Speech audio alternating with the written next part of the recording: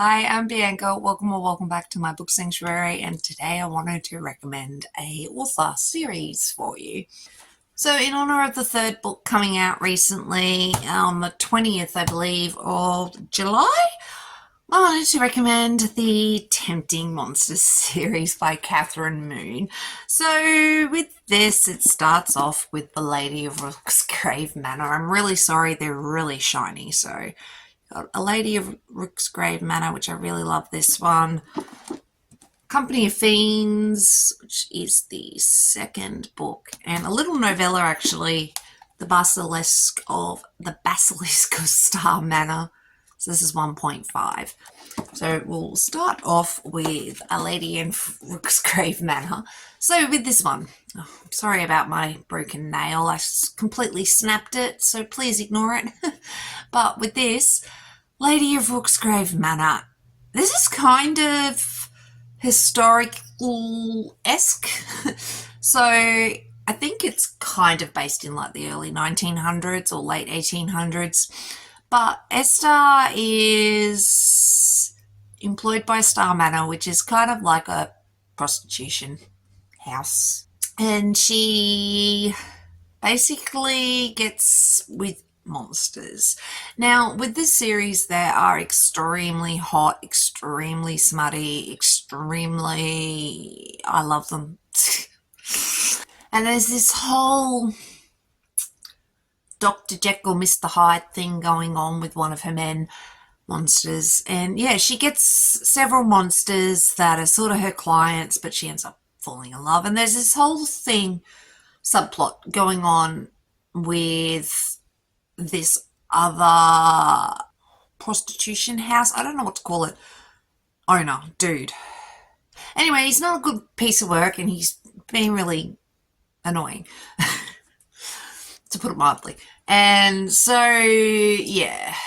Is this more... This is probably more hot times, smut times based. However, I really, really love it. I don't usually read a closed door romance anymore. I like the doors open, the blinds, the curtains open, the windows open. I like everything open. So this is right up my alley. I really, really love it. Book one. And then with 1.5, with this one here, this is just a quick little novella.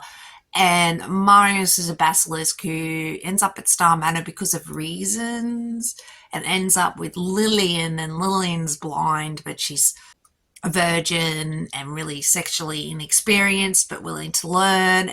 And her and Marius catch feelings, basically. Don't want to tell you too much about it. And then with The Company of Fiends. So this is the second book. I had to think about that. This is a little bit more thicker than Rook's Grave Manor. It's probably a bit more smuttier too, but it makes sense why that is as you get, further in. And Hazel, she ends up at the stage with The Company of Fiends, and she's kind of like live porn, more or less, pretty much. So she does that on stage, has great times and all that, but she's been there for a fair few years now and starting getting a little bit annoyed with the whole thing and over the whole thing. And yeah, it's her and her monsters, and things are progressing with the other problem. But for the most part, it's just sexy, sexy times with her monsters and her men.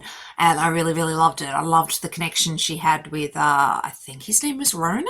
I can't remember his name off the top of my head.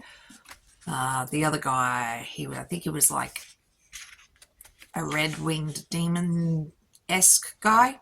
Anyway, I really need to reread this, but The Company of Fiends, I think it's just a really, really hot, good time.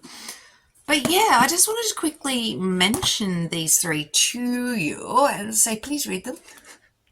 But the third book is coming out, like I said, very shortly. Can't wait. I'm pretty sure I've already got it on pre-order. And yeah, if you have read these, let me know what you think. Are they too smutty for you? They're not too smutty for me. But yeah, each their own.